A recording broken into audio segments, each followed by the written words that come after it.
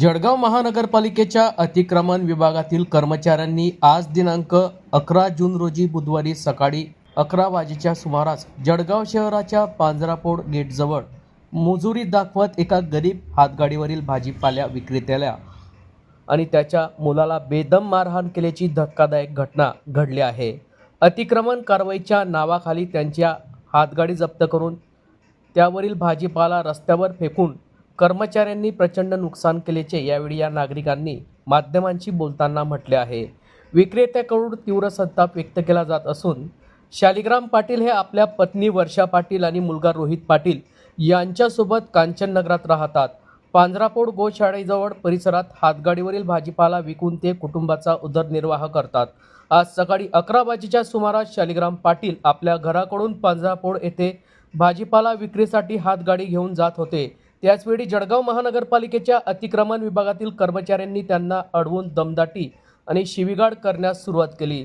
रस्त्यावर जात असतानाच त्यांनी हातगाडीवरील सर्व भाजीपाला व इतर साहित्य रस्त्यावर फेकून दिले आणि हातगाडीही जप्त केली। बापलेकांना मारहाण या अमानुष कृत्याला शालिग्राम पाटील आणि त्यांचा मुलगा रोहित पाटील यांनी विरोध केला असता महानगरपालिकेच्या कर्मचाऱ्यांनी दोघा बापलेकांना कॉलर पकडून बेदम मारहाण केली।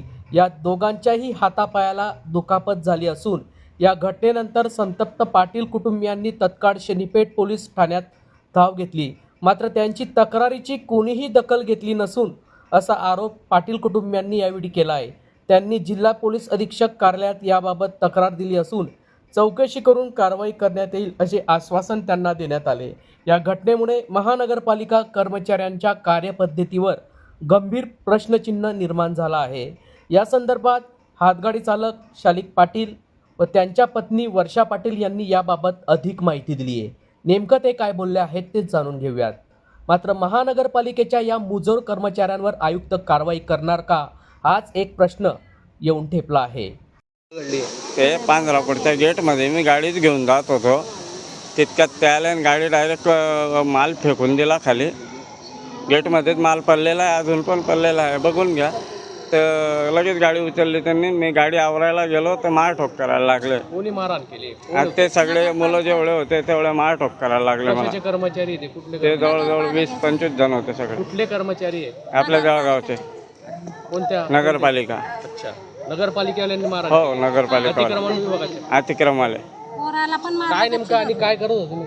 काय नाही, मी ठेला गाडी घेऊन जात होतो, घेऊनच जात होतो। तितक्यात गाडी लावली पण नाही, तितक्यातच गाडी उचलली त्यांनी। मी रावणा केला त्यांच्या, तरी ऐकायला तयार नाही। नाव सांग आपलं। नाव शालिक हिम्मत पाटील। दादा, आज अपंग माणूस आहे, त्याच्यावरच पोट भरतो आम्ही। 200-250 रुपये रोज कमवतो। आज त्या माणसाचं काही करता काही झालं, मारहाण करायची, त्यांनी काही लायसन नाही काढलंय नगरपालिकेवाल्यांनी। नेमन सांगायचं की गाडी खाली करून तर तुम्ही रस्त्यात लावायची नाही। आज नाही आज सांगितलं तर लावणार नाही गाडी रस्त्यात, पण रस्त्यात गाडी नसताना त्यांनी माल फेकून दिला आणि गोशाळेच्या समोर आणि गाडी घेऊन गेले आमच्यावाली।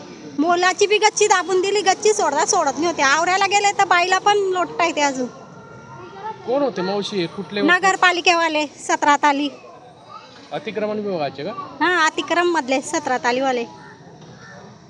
असं लायसन नाही काढलंय दादा मारायचं। आज तुम्ही समजावून सांगा की गाडी रस्त्यात नुका लावा, रस्त्यात नाही इकडे लावा। रस्त्यात होती पण नाही, ती पांढरापूरच्या गेटजवळ गाडी होती, तिथं शेंगा फेकून दिला। आज 20-25 हजाराचा माल पडलाय खाली। नाव सांगा आपलं। माझा वर्षा शालिक पाटील। तक्रार दाखल केली का तुम्ही? करताय का तक्रार?